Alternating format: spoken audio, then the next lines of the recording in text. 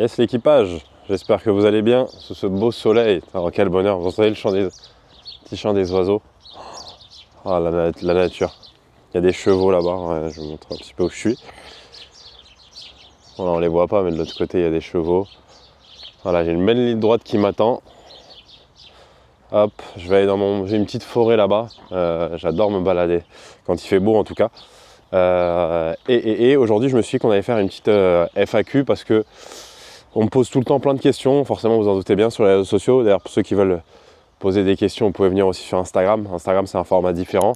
YouTube c'est vrai que bon j'adore parce qu'on rentre dans les détails, il y a de la profondeur dans le propos, vous voyez, que les formats courts, TikTok et tout.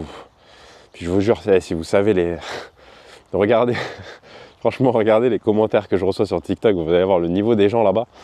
C'est la jungle hein, TikTok, vraiment. C'est vraiment la jungle. Enfin bref.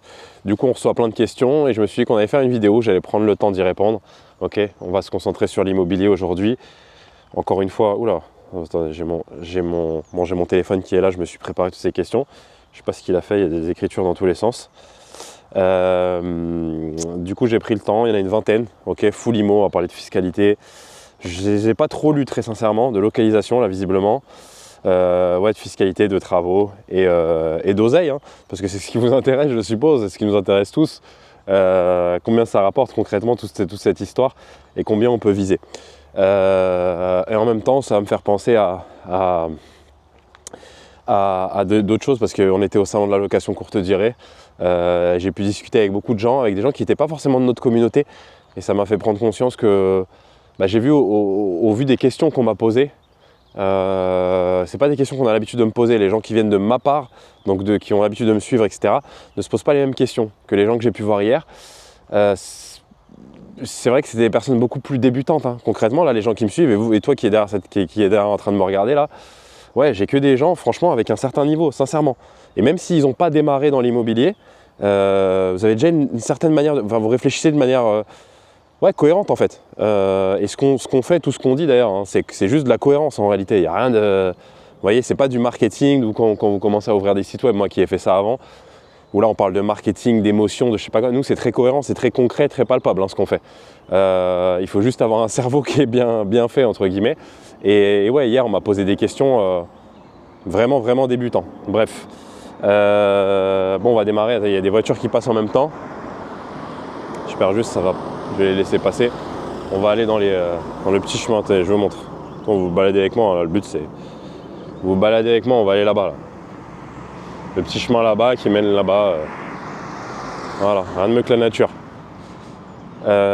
Donc, est-ce que c'est possible de générer 2 000 € par mois avec un seul bien ? Bien évidemment que c'est possible. Alors 2 000 € par mois qu'on s'entende. Est-ce que c'est du bénéfice du chiffre d'affaires ?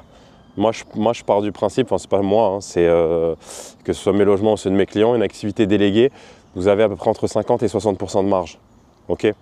Donc quand vous faites 4 000, un appartement grosso modo, un bon secteur, bon niveau de finition, on est entre 4 000 et 6 000 € de chiffre d'affaires. Donc quand vous prenez 50 à 60% de marge, voilà, vous faites les calculs. Combien faut-il vraiment pour se lancer en 2026 en location courte durée ? Tiens, ça va me faire penser à hier. Hier, on avait un PowerPoint, vous savez, on avait mis un Mac sur le présentoir de notre stand. Et on avait fait défiler un PowerPoint avec des photos des projets clients qui ont pu se lancer. Et d'ailleurs, ce que je disais aux gens, nous, on est vraiment une entreprise à taille humaine. On n'est pas fait pour faire beaucoup de volume. Notre offre, en tout cas d'accompagnement, etc., puisqu'on met en relation avec des artisans, enfin, on a tout. Le but, c'est vraiment de faire du qualitatif, pas du quantitatif. Donc là, on a 7 personnes qui se sont lancées depuis que moi j'ai démarré. C'est pas beaucoup, hein. 7 personnes qui sont vraiment lancées. Les 7, leur projet, c'est même pas qu'ils marchent, hein, c'est qu'ils arrachent tout.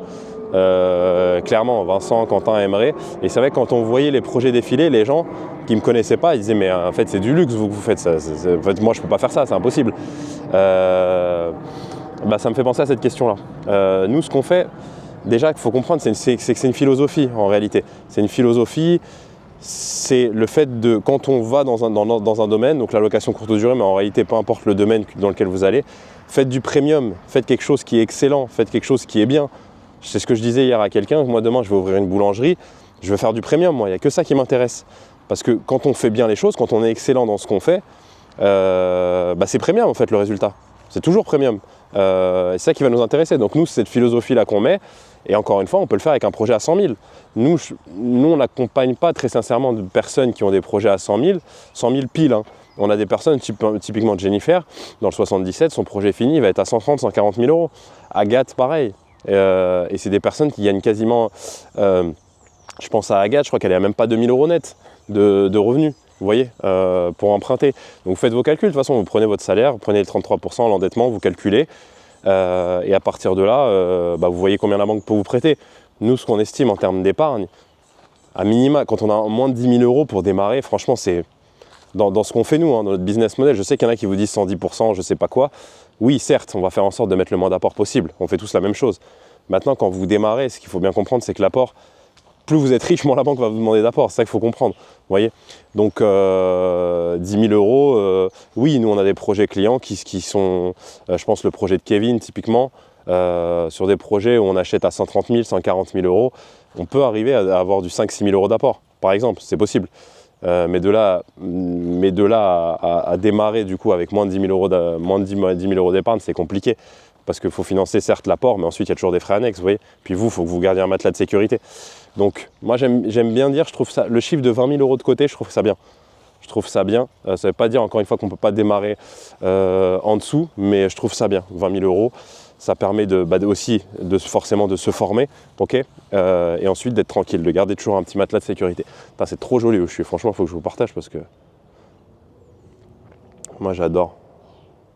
J'adore. Vous voyez, je vais dans des endroits comme ça et je travaille. C'est ça mon bureau.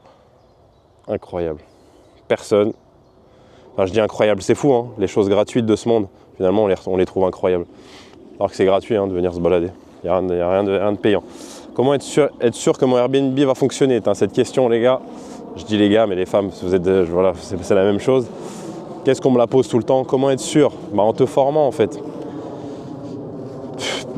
Ouais, en te formant, c'est encore une fois, je sais qu'il y a des gens qui vont se dire ah, mais lui il est marrant parce qu'il a des formations, des accompagnements, mais c'est ça la réalité en fait. Si tu, allez, je vais reprendre l'exemple d'un restaurant. Si tu,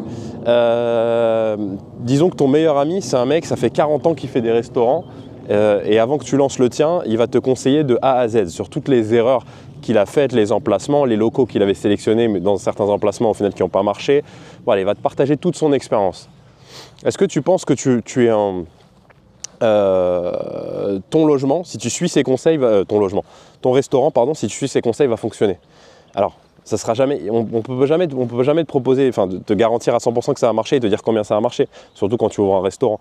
Mais en tout cas, est-ce que tu augmentes drastiquement tes chances que ça fonctionne? Bien évidemment que oui. Donc l'idée, c'est quoi? C'est toujours pareil dans n'importe quel domaine, de trouver des personnes qui ont déjà les résultats, qui ne sont pas des menteurs, d'accord? Nous, c'est pour ça que le plus important, nous, c'est de documenter des résultats clients. Pour nous, il n'y a que ça de vrai, il n'y a que ça qui est important. Donc dès qu'on a un projet qui est lancé, on documente. Même nous, vous savez, sur nos logements, on ne donne pas les adresses, etc. Mais voilà, vous savez comment on est authentique, on partage tout en réalité. Vous voyez que ça marche. Donc trouvez des gens qui ont les résultats que vous voulez et écoutez ce qu'ils ont à vous dire. Suivez le plan d'action étape par étape. C'est tout. Il n'y a pas de secret. Nous, il n'y a pas de garantie. Hein, quand on accompagne des gens, il n'y a aucune garantie. C'est comme un mec qui ouvre un restaurant, tu ne peux pas lui garantir. Après, c'est une franchise, c'est autre chose. Vous voyez, mais il n'y a pas de garantie. Nous, on explique le plan d'action. Il y a 26 étapes, 26 modules. On explique tout de A à Z. Mais quand vous... En fait, on se différencie tellement sur tout, on est tellement plus professionnel sur tout, qu'en réalité, il n'y a aucune... c'est même une évidence que le logement marche. Et comme je vous dis, les clients qu'on a... il n'y a plus de soleil là où je suis. Les clients qu'on a accompagnés, c'est même pas que ça marche, c'est que ça cartonne. Clairement, ça cartonne. Parce que le niveau de nos concurrents est tellement bas, je vous le dis. Hein, il y a une opportunité de marché, elle est énorme. Énorme. Et surtout qu'on n'est pas dans n'importe quel pays, on est quand même en France. Pays sacrément avec un sacré attrait touristique. Est-ce que je dois absolument habiter dans la ville où j'investis? C'est mieux si tu es débutant, si tu n'es pas expert dans ce qu'on fait. Je reprends l'analogie du restaurant, mais c'est pareil, je pense que ça ne viendrait pas à l'idée d'ouvrir un business physique, même ne serait-ce qu'à 1h30 de chez toi, tu vois, c'est relou. Et ben là c'est pareil, c'est pas comme un restaurant où tu dois y être tous les jours, mais au début tu vas apprendre, tu vois, y a beaucoup d'allers-retours à faire, déjà ne serait-ce que pour les visites de biens avant de démarrer, tu vois, moi j'ai horreur de la voiture, moins je prends la voiture, mieux je me porte, donc plus je suis prêt, mieux je me porte, et le truc c'est que les gens savent pas réaliser des études de marché en fait. Ils pensent qu'il faut être absolument à Paris ou à Lyon, pas du tout. Il y a toujours à moins d'1 heure de chez toi un secteur qui est intéressant. Toujours, vraiment. Là, j'ai fait un projet, j'ai fait une vidéo d'ailleurs, sur un client qu'on a accompagné, Thomas, qui est dans une ville, il s'est lancé dans une ville de 300 habitants, où ça coûte 1 500 € du mètre. On est sur un projet fini à 250 000 €. Pour 250 000 €, il a réussi à avoir une maison qu'il a divisée en deux. Donc ça fait une sorte de, deux semi-maisons en fait. Exceptionnel, il va être à plus de 20% de rentabilité. Vous voyez, l'idée c'est juste d'avoir une stratégie, un plan qui soit clair encore une fois. Si vous ne savez pas, le problème des gens c'est qu'ils ne savent même pas faire une étude de marché en fait. Ils ne savent même pas comment analyser la concurrence, ils ne savent pas quoi regarder, quels indicateurs prendre en compte, comment lister des centres d'intérêt. Ils ne savent pas faire ça. Donc c'est pour ça que, encore une fois, ils bloquent. Et c'est toujours pareil, c'est ce que je dis aux gens. Et surtout les gens qui sont beaucoup dans le mental. Toi qui regardes cette vidéo, il y a de fortes chances que ce soit ton cas, puisque tu dois être comme moi. Et on dit qu'on attire les gens qui nous ressemblent. Des gens qui se posent beaucoup de questions. Si tu es dans ce cas de figure-là, en fait, c'est pour ça que nous, on a décomposé. Il te faut un plan d'action, il te faut un cadre, en fait. Sinon, tu vas partir dans tous les sens. Un jour, tu vas t'intéresser à la fiscalité. Ensuite, tu vas dire, ah, les mini-bars, c'est bien. Comment ça marche, les upsells? Mais en fait, il faut y aller étape par étape, tu vois. Quand tu commences, quand tu es au tout début, la première étape, c'est de déterminer ton budget. C'est quoi ton budget, grosso modo? Après, tu passes à l'étape d'après. On va déterminer un emplacement intéressant. Ensuite, tu passes à la fiscalité. C'est quoi le montage juridique, tu vois? Donc, c'est étape par étape. Je ne sais même pas c'était quoi la question initiale. Est-ce que je dois habiter la ville où j'investis? Ouais, vous voyez, moi, on fait des zigzags. Mais bon, c'est comme ça, c'est mon mode de fonctionnement à moi. Mais oui, tu ne dois pas forcément habiter dans la ville, mais tu dois habiter à proximité. Pour synthétiser, on dit à moins d'une heure. À moins d'une heure de voiture, et franchement, c'est le maximum. Si je me plante, est-ce que je peux revendre ou transformer mon bien? Oui. Encore une fois, il y a plusieurs possibilités dans notre business model. C'est ce qu'on dit. Nous, avec Tony, on est un peu foufou. C'est-à-dire que nous, ce qui nous intéresse, c'est de créer des logements vraiment dédiés à l'activité. Des logements qui sont faits pour vivre une expérience, vous voyez. Donc forcément, quand on fait ça, il faut qu'on ait les bonnes autorisations derrière. L'autorisation de pouvoir louer à vie. Mais si notre philosophie te parle, et que tu as les bonnes autorisations derrière, c'est magnifique. Déjà, ça va te générer du cash tout de suite. Et au-delà de ça, tu vas avoir une sacrée plus-value à la revente, puisque tu ne vas pas revendre des mètres carrés, tu vas revendre un business, tu vois. Ça, c'est notre philosophie à nous. Maintenant, on a des gens dans notre académie ou des gens qu'on accompagne qui sont plus modérés et qui veulent partir sur de la location courte durée plus traditionnelle. Je vais te faire afficher par exemple l'exemple du projet de Solène. Elle a fait un truc type boutique hôtel dans une grande ville qui peut très bien matcher. Alors ça matchera exclusivement avec la location courte durée, mais elle allait moins, elle allait rester sur quelque chose de plus sobre. Thomas, pareil, le projet du client dont je t'ai parlé tout à l'heure, il a mis quand même certains équipements, une petite salle cinéma. Je dis salle cinéma, c'est juste un rétroprojecteur, hein, je te ferai afficher des photos. Une petite balnéo, etc. Mais demain, ça, il peut le revendre. Il peut le revendre quasi à n'importe qui. Vous voyez. Donc, vraiment, le projet, il est modulable en fonction de ce que vous voulez, ce que vous souhaitez faire. Le plus important, encore une fois, c'est que vous ayez connaissance des règles du jeu, comme j'aime bien dire, et qu'ensuite vous puissiez réaliser votre projet en connaissance de cause. C'est vraiment ça le problème, c'est que les gens ils réalisent le projet, mais ils n'ont pas, en fait, ils n'ont pas l'ensemble des possibilités. Et ils se disent forcément quand ils m'appellent, ah mais putain, si j'avais ça plus tôt, j'aurais fait différemment. Le plus important, c'est de comprendre la réglementation, de jouer avec et d'adapter son projet par rapport à ce qu'on a envie de faire, vraiment. Voilà, si je me plante, voilà. LCD classique, colocation ou location longue durée, comment choisir?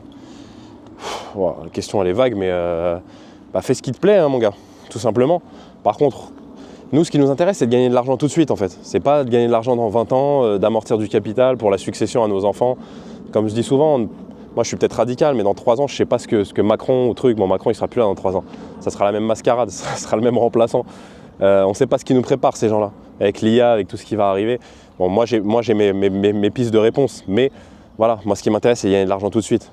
Prêtez-moi de l'argent, les banques, et je vais gagner de l'argent tout de suite. Okay, je fais un différé de 2 ans, je fais 6 mois de travaux, et tout le reste, je le mets sur mon compte. Au bout dans 2 ans et demi, je revends, je prends une plus-value. Voilà. Et entre-temps, j'ai gagné de l'argent. Ça ne m'intéresse pas de... Bien sûr, j'ai amorti du capital, ça c'est évident, mais c'est pas sur ça que je compte. Moi, il me faut de l'argent tout de suite. D'accord, votre argent, c'est votre sécurité, vraiment. Si vous faites 200 € par mois de cash flow, pour moi, c'est ridicule. En fait, c'est pas bon. Il y a un truc qui va pas. Donc ça, encore une fois, c'est notre philosophie. Il y a des gens qui investissent différemment. Je dis pas que notre méthode, c'est la meilleure. Mais en tout cas, pour les gens comme nous, clairement, c'est la meilleure. Donc après, il faut vraiment que vous puissiez, entre guillemets, voir ce qui vous intéresse le mieux. Et la colocation, ça peut être bien. Mais encore une fois, peu importe ce que vous faites, faites-le bien. Moi, demain, si je fais de la coloc, ce qui va m'intéresser, c'est de faire du premium. C'est toujours pareil. Des beaux équipements, dans des bons emplacements, bien faire les choses, tu vois, mieux que mes concurrents. C'est comme ça que je suis sûr que ça va fonctionner. Maintenant, pour moi, la coloc, ouais, c'est pas trop mon segment. Clairement pas. Mais je dénigre pas. Pour moi, le plus important, c'est que de bien faire vos calculs.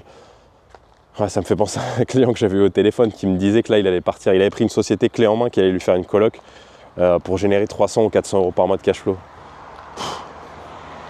Partait sur quasiment un projet de 1 an. Il allait payer je ne sais pas combien d'honoraires à cette société de clé en main pour générer rien en fait.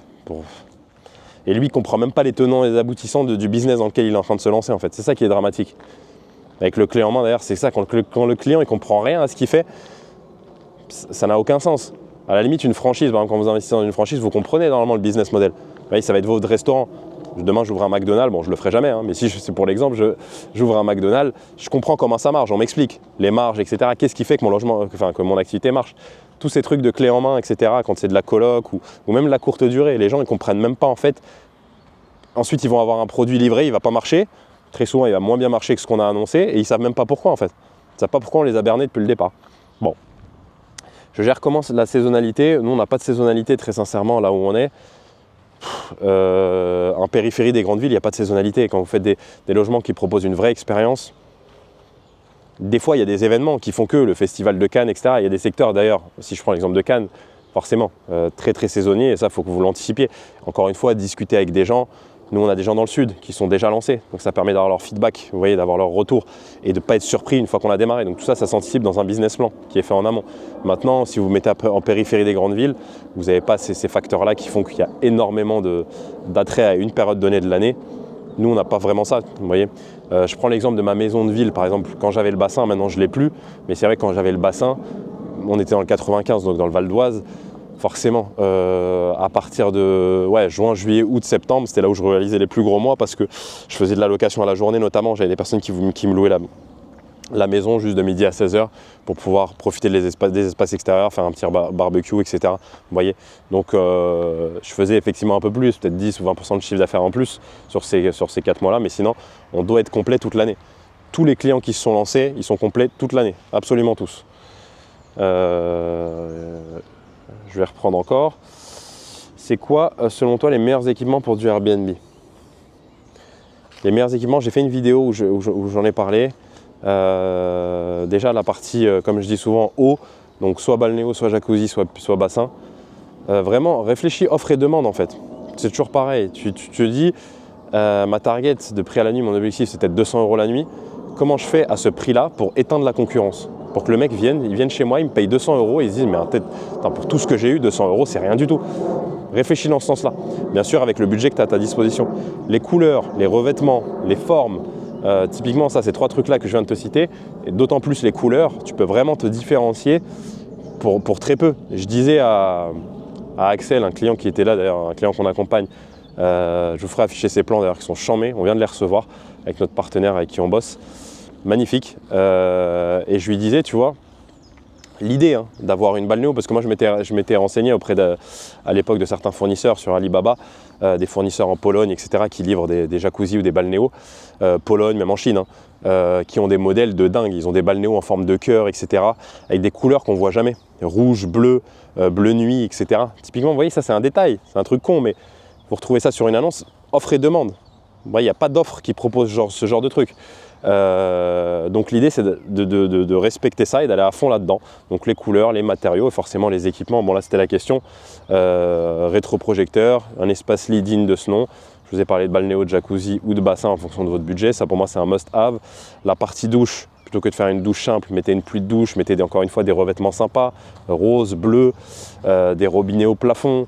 Voilà, des trucs qui sont assez sympas. Les canapés. En fait sur tous les équipements, il faut essayer je me suis pris une toile d'araignée. Sur tous les équipements, il faut essayer d'avoir des trucs qui sortent de l'ordinaire. Les gens viennent pour vivre une expérience. Le canapé, c'est pareil. C'est de trouver des canapés profonds, des canapés qui ont une forme originale. Et c'est pas parce que c'est original, encore une fois, que ça coûte cher. Vous voyez, on a un autre client, ça me fait penser à lui, Tony, qui s'appelle Tony. Pas Tony, mon associé, mais un autre client, Tony. Il a fait des tableaux lui-même. Il a écrit des trucs et tout, il s'est fait kiffer. Et moi, j'ai pas vu, mais Tony, du coup, mon associé m'a dit que le rendu était charmé. Vous voyez ? Donc, il faut être inventif. Haut de gamme ne veut pas dire hors de prix, jamais de la vie. Qu'est-ce que j'ai d'autre? Franchement, il y en a plein là, qui m'ont été listés, mais il est 11h23, on va faire encore 5 minutes, je vais en sélectionner quelques-unes. Investir en nom propre ou société. Bon, je vous ai dit qu'on avait parlé fiscalité, je vais quand même aborder ce sujet rapidos. Nom propre ou société, il faut bien dissocier deux choses. Il y a ce qu'un conseil fiscal va vous dire, ok, ce qui est le plus adapté par rapport à vous, mais il y a aussi la réalité du financement. Peut-être qu'un conseiller fiscal va vous dire d'investir en SCI, sauf que vous, il n'y a aucune banque qui va vous prêter en SCI. C'est aussi ça qu'il faut comprendre. Donc, il n'y a pas de réponse unique. Vous pouvez investir en nom propre et demain faire abriter vos revenus en société. Vous ouvrez une société d'exploitation pour venir abriter vos revenus qui va se sous-louer à vous-même en nom propre. C'est une possibilité. Vous pouvez le faire directement en SCI, mais si vous avez la possibilité d'être financé. Donc il faut vraiment qu'il y ait un pont qui se crée entre, je dirais, votre conseil fiscal. Et pour ça, il n'y a pas de secret. Encore une fois, vous faites un audit. Nous, dans notre accompagnement, bon, c'est compris dans le prix, mais sinon, vous faites un audit. Ça va vous coûter entre 500 et 800 euros un audit fiscal. Vous le faites. Une fois que vous êtes certain de démarrer votre projet, vous le faites, tout simplement. Voilà combien ça va me générer. Moi, la banque, elle peut me prêter 200 000. Vous avez fait vos calculs. Vous savez que ça peut vous générer entre 4 et 5 000 euros de chiffre d'affaires par mois, entre 2 et 3 000 euros de bénéfices. Vous faites des projections avec ce conseiller fiscal, il va vous dire très simplement qu'est-ce qui est le plus adapté à vous. Okay, et ensuite, il y a, comme je vous disais, la réalité du financement. Il faut aussi, c'est pour ça que nous, on a des courtiers. Et ça, nous, on fait les deux audits dès le départ dans l'accompagnement. C'est comme ça qu'on démarre. Un audit financement, un audit fiscal, grosso modo. Comme ça, on a la bonne structure juridique. Et surtout, cette structure juridique, on sait que la personne peut lever tant d'argent, à telle condition, dès le départ. Et ensuite, on démarre la recherche de biens. Et imaginez, les gens, ils recherchent des biens, ils ne savent même pas en fait. Tout ce que je vous dis là, ils n'en sont même pas conscients. Donc forcément, ça crée des sacrés décalages. Et les impôts, croyez-moi, moi c'est simple, hein, je me suis lancé en nom propre. J'ai fait combien de bénéfices, je crois, j'avais fait en 2023, je ne sais plus combien de bénéfices, j'avais fait bénéfices comptables. Hein. Je crois que j'avais fait 60 000, un truc comme ça, 60 000 euros de bénéfices comptables, alors que j'avais fait des travaux, des trucs dans tous les sens. Hein. Mais il y avait tellement de cash flow. Sur ces 60 000 là, en nom propre, hein, en loueur meublé professionnel, ils m'ont pris quasiment, entre l'impôt sur le revenu, les prélèvements sociaux, les cotisations sociales, j'allais dire toutes ces conneries-là. Bon, on se comprend, de toute façon, nous, vous me connaissez, on est authentique, pour nous c'est de la bêtise. Et même Dimitri Boujard, avec qui on parle souvent, on l'aime bien, il est sympa. Il était d'ailleurs à côté de nous, il était à un stand à côté. À chaque fois, il rigole parce qu'il nous dit vous nous faites rire, vous les jeunes. Et on lui dit Dimitri, c'est quand même une sacrée mascarade là, ce qu'ils nous font faire, sincèrement. Bref, ils m'ont pris, ils ont dû me prendre 60% de ce que j'ai gagné, peut-être 50-60%. Ouais. Voilà. Et moi, j'étais dans l'optique avant. Moi, je fonctionne à l'américaine, je gagne de l'argent et après on verra. Sauf qu'en France, ça marche pas comme ça. Donc tout ça, ça s'anticipe dès le départ. Moi, ça a été ma leçon. Et c'est pour ça que je forme, de toute façon que j'accompagne, hein. C'est-à-dire que des erreurs on en fait, et c'est aussi un bon message pour vous, ça ne doit pas vous paralyser. Le problème des gens c'est qu'ils sont paralysés, et d'ailleurs ces règles sont faites pour vous paralyser d'ailleurs. Ils sont faits pour nous empêcher de bouger, pour nous empêcher de faire, de progresser, d'avancer en fait. Tout ça, les amendes, les contraventions, tout ça c'est fait pour nous fatiguer en fait l'esprit, mais on ne va pas s'arrêter nous. Et vous aussi, je vous invite à ne pas vous arrêter. Devenez plus intelligent, devenez meilleur, et faites ce qu'il y a à faire. T'as jamais eu peur de te faire allumer par les impôts? Bon, je pense que voilà. Pourquoi j'investis pas à l'étranger? Parce qu'en France, on a deux choses qui font que moi, ça m'a intéressé. C'est l'effet de levier, premièrement, qui est quand même incroyable. Moi, je vous le dis, hein, encore 5-6 ans, j'entreprenais. Hein, mais quand on m'a parlé d'immobilier, on m'a dit qu'avec tant d'apports, je pouvais emprunter tant. Je me rappelle très bien encore le jour où je suis sorti de la banque. Hein. Moi, j'y croyais pas. Quand j'ai signé l'offre de prêt, etc., la première au Crédit Mutuel, je croyais pas. Tant que j'avais pas vu l'argent, j'y croyais pas. Quand je suis sorti de la banque, je me suis dit, mais attends, là, il y a une banque, j'ai mis 14 000 euros d'apport et ils m'ont prêté 238 000 euros. Comment c'est possible? Comment c'est possible que quelqu'un m'ait prêté 238 000 euros? Peut-être les gens n'ont pas la notion des nombres, je sais pas, mais 238 000 euros, c'est énorme. Enfin, c'est un truc de fou. Mais moi, je me suis dit, mais avec cet argent-là, je vais faire du sale. Je vais faire un business qui va vraiment marcher. Bon, c'est ce que j'ai à peu près réussi à faire, sinon je ne serais pas là devant vous en train de parler, mais ouais, je sais même pas c'était quoi la question, mais ouais, donc les deux trucs qui ont fait que j'investis ici, c'est l'effet de levier qui est incroyable, et le fait qu'on soit dans l'un des pays les plus touristiques du monde, si ce n'est le pays le plus touristique du monde. Donc c'est ces deux critères-là, moi, qui m'ont fait que c'était intéressant ici. Maintenant, businessment parlant, il y a plein de pays qui sont beaucoup plus intéressants qu'ici. C'est-à-dire que je sais que si je prends les 200-300 € à la nuit, je sais que sur une maison de ville avec piscine typiquement, mais je pourrais faire ça dans plein de pays au monde où le prix au mètre carré est beaucoup plus bas qu'ici. Mais maintenant, on ne me prête pas. C'est ça le problème, c'est que moi je ne vais pas engager, je ne vais pas mettre 200 000 € de ma poche, ni 100 000 €, ça ne m'intéresse pas. En tout cas, pas maintenant. Demain, c'est pour créer un hôtel, quelque chose, why not? Pourquoi pas? Mais voilà, c'est ces deux critères-là qui ont fait que, et pour l'instant, très honnêtement, moi, pour moi, le clé en main, les trucs, aller investir à l'étranger, pour l'instant, ça ne me parle pas. Peut-être que je n'ai pas le niveau financier pour réaliser ça, et peut-être que dans 5 ans, je dirais autre, mais pour l'instant, non, ça ne me parle pas.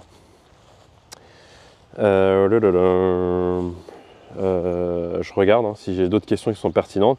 Ma plus grosse erreur dans un projet, et on va terminer par ça. Ma plus grosse erreur, ouais, j'ai fait des allers-retours. J'espère que j'ai même pas regardé s'il y avait du contre-jour, des trucs. J'espère que la qualité était bonne. Ma nouvelle caméra, vous me direz. Tiens, c'était quoi ma plus grosse erreur? Je pense que ça reste la piscine que j'ai dû enlever. Enfin, enlever. On s'entend dans ce que je dis souvent, mais je l'ai juste rebouché. C'est-à-dire demain, elle est encore là. Le bassin, la mosaïque, tout est là. J'ai enlevé tout le système, tout le local technique, les machines et tout, je les ai enlevés. Parce que je voulais les revendre d'ailleurs. D'ailleurs, s'il y a quelqu'un qui est intéressé, n'hésitez pas. J'ai tout. C'est dans mon bureau, c'est de côté. Je ne sais pas à qui je vais les revendre, mais enfin bref.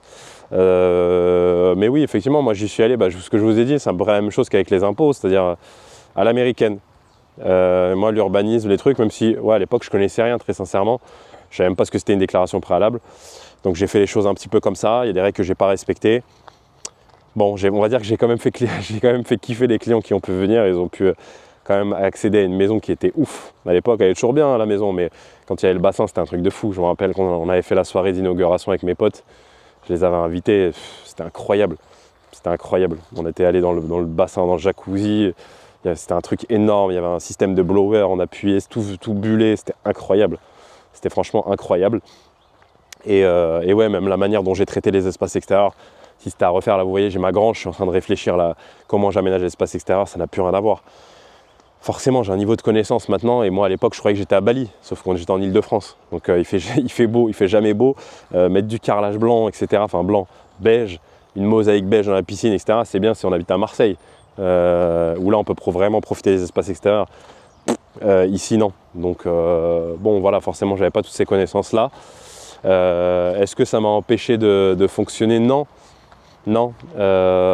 et même c'est ce qui a peut-être fait que, encore une fois, je suis là devant vous, et c'est ça qui fait ma force, je pense, en tant d'accompagnant, de formateur, c'est que nous on fait vraiment des projets en fait, on se bouge, on s'arrête pas de se bouger. Tony il en refait 2, Tony dans ses 2 prochains projets il va en faire plein des erreurs, mais c'est comme ça, et à chaque fois on devient de plus en plus fort, et on arrive à avoir des conseils pour nos clients qui sont de mieux en mieux.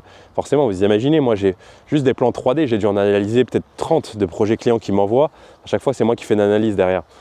Imaginez toutes les idées que j'ai eues, tous les feedbacks qu'on a fait, tout ça, forcément ça a beaucoup de valeur, et vous aussi quand vous allez entreprendre, vous allez passer par là. Mais c'est ok, c'est très bien en fait. Il faut que le premier projet, c'est pas faire que des erreurs pour faire que ça marche pas. Moi, ma maison est cartonnée. J'ai fait plein d'erreurs, mais ça cartonnait parce que c'était bon. Le projet était pensé intelligemment. Mais beaucoup d'erreurs. Je ne vais pas parler d'étanchéité. J'ai eu des problèmes avec la pente de ma douche à l'italienne qui a été mal faite. Le revêtement de sol que j'ai mis à l'étage, il était naze. J'avais mis une peinture de sol, mais c'était vraiment naze. Moi, je voulais faire un truc Pinterest, mais c'est pas ça. Mais en 2024, la maison, elle a fait 100 000. 100 000 de chiffre d'affaires en un an, donc c'est gigantesque. Voilà. Bon, je pense que c'est tout. En plus, j'arrive au bout du chemin. Nickel, on est revenu au point de départ. J'espère que cette vidéo vous aura plu. C'est un petit format cool, je voulais vous emmener avec moi. Balade et puis répondre à vos questions. Je pense que ça a pu en éclairer peut-être certains sur des questions qui se posaient. En tout cas, je l'espère, c'était le but. Pour ceux qui ont un projet, n'hésitez pas. Vous avez dans la description, vous allez trouver tout ce qu'il vous faut. Vous pouvez prendre un appel, notamment avec moi. Qu'est-ce que j'ai d'autre à vous dire? Non, c'est à peu près tout. Pour ceux qui ont des questions, d'ailleurs, n'hésitez pas dans les commentaires. Ça pourra être l'occasion, je pourrais les reprendre pour une prochaine vidéo FAQ. Pour ceux qui ne sont pas abonnés, n'hésitez pas à vous abonner. Et moi, je vous dis à très vite sur la chaîne. Peace les gens, ciao!